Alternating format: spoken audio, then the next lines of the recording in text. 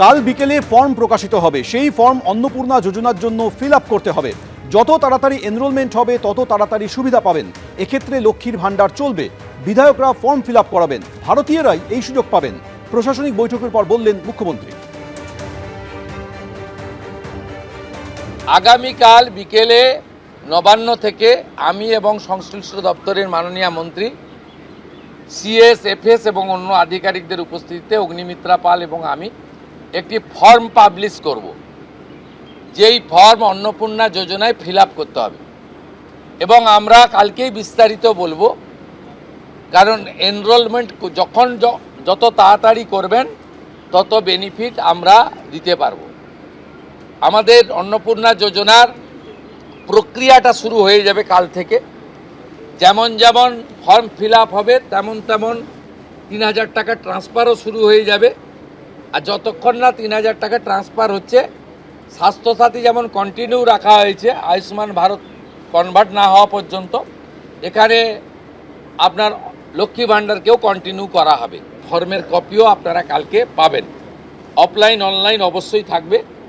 শুধু পাবলিকের উপরে ছেড়ে দেওয়া হবে না, বিধায়করা নিজ উদ্যোগে ফর্ম ফিল আপ করাবেন এবং সরকারও বিডিওদের নেতৃত্বে প্রত্যেক বাড়িতে বাড়িতে ফর্ম ফিল আপের জন্য সহযোগিতা করার জন্য লোক পাবেন। এবং মাথায় রাখতে হবে, ভারতীয়রাই কেবলমাত্র এই সুযোগ পাবেন, অভারতীয়রাই সুযোগ পাবেন না। ভারতবর্ষের সরকারের টাকা বাংলাদেশ থেকে আসা অবৈধ অনুপ্রবেশকারীদের দেওয়ার জন্য নয়, এটা খুব ক্রিস্টাল ক্লিয়ার। কল্যাণী থেকে ফিরেই লালবাজারে গেলেন মুখ্যমন্ত্রী শুভেন্দু অধিকারী। সরাসরি আমাদের প্রতিনিধি অর্ণব মুখোপাধ্যায় আমাদের সঙ্গে রয়েছেন। অর্ণব, মুখ্যমন্ত্রী হবার পরে প্রথমবার লালবাজারে গেলেন শুভেন্দু অধিকারী, সেখানে পুলিশ আধিকারিকদের সঙ্গেও তার কথা হয়, ঠিক কি জানতে পারছো?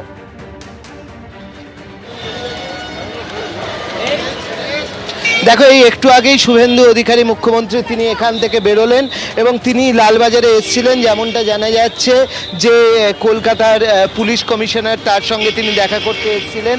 মুখ্যমন্ত্রী হওয়ার পর এটাই বস্তুত তিনি প্রথম লালবাজারে এখানে এলেন মুখ্যমন্ত্রী হওয়ার পরে, এবং তিনি লালবাজারে গিয়েছিলেন, এখানে পুলিশ আধিকারিকদের সঙ্গে কথা বলেন, তার পাশাপাশি তাকে সম্মান জানানো হয় এখানে। এবং তারপরে তিনি কিছুক্ষণ আগেই এখান থেকে বেরিয়ে গেলেন। তিনি বেরোবার সময় হাত নেড়েছেন, কিন্তু আলাদাভাবে কোনো বক্তব্য তিনি রাখেননি। কিন্তু জানা যাচ্ছে যে মুখ্যমন্ত্রী হওয়ার পর এটাই হচ্ছে তার প্রথম লালবাজার ভিজিট, এবং সেই কারণে তিনি এসেছিলেন। মূলত এখানে তিনি কথা বলেছেন হচ্ছে কলকাতার পুলিশ কমিশনারের সঙ্গে, এবং তারপরে তিনি কিছুক্ষণ ছিলেন এবং একটু আগে তিনি এখান থেকে বেরিয়ে গিয়েছেন। ধন্যবাদ অর্ণব।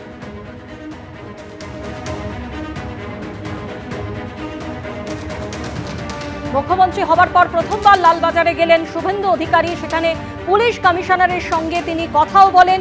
কল্যাণীতে প্রশাসনিক বৈঠক থেকে ফিরে লালবাজারে পৌঁছে যান মুখ্যমন্ত্রী শুভেন্দু অধিকারী।